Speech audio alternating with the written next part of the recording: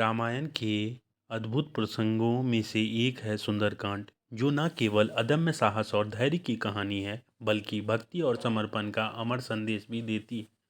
जब भगवान राम ने वनवास के दौरान सीता माता की खोज में अपने पथ पर चल पड़े, तब उनके सबसे वफादार भक्त हनुमान जी ने भी अपने अटल विश्वास और निडर हृदय से लंका की ओर यात्रा आरंभ की।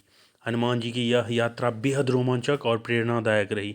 समस्त बाधाओं के बावजूद उन्होंने समुद्र पार करने का अद्भुत साहस दिखाया। कहते हैं कि जब हनुमान ने समुद्र को देखा तो उनकी आंखों में एक आग सी जल उठी। उन्होंने अपने दिव्य शक्ति का प्रयोग करते हुए समुद्र की लहरों को चीरते हुए लंका की ओर उड़ान भरी। इस यात्रा में न केवल उनके शारीरिक बल का प्रदर्शन हुआ, बल्कि उनकी मनोबल और आत्मविश्वास ने भी सभी का दिल जीत लिया। लंका पहुंचते ही हनुमान जी ने वहां के भयभीत प्रजाजन और रावण के दमनकारी प्रबंधों का सामना किया। अपनी सूझबूझ और तेज बुद्धि के बल पर उन्होंने लंका की भित्तियों के बीच में सीता माता का संदेशवाहक बनने का कार्य किया।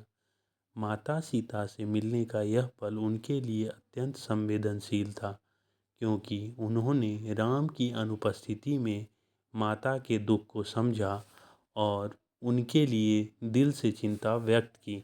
हनुमान जी ने सीता माता को आश्वासन दिया कि भगवान राम शीघ्र ही उन्हें मुक्त कराने आएंगे और इस विश्वास को जगाने में सफल रहे।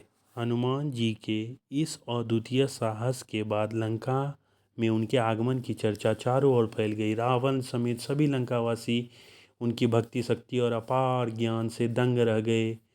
उन्होंने हनुमान जी को पीड़ा पहुंचाने के लिए उनके पूंछ में आग लगा दी, लेकिन उन्होंने उसी आग का प्रयोग लंका का दहन करने में किया और उस आग की चमक से संपूर्ण लंका को रोशन कर दिया। यह दृश्य न केवल रावण के अत्याचार के विरुद्ध एक प्रतिशोध था, बल्कि यह संदेश भी था कि सच्ची भक्ति और सत्य की शक्ति किसी भी अन्याय के सामने टिक नहीं सकती। सुंदरकांड हमें यह भी सिखाता है कि जब हम अपने कर्तव्यों के प्रति निष्ठावान रहते हैं और निरंतर अपने आप को निखारते हैं, तो कोई भी बाधा इतनी बड़ी नहीं रहती जिसे हम पार नहीं कर सकते।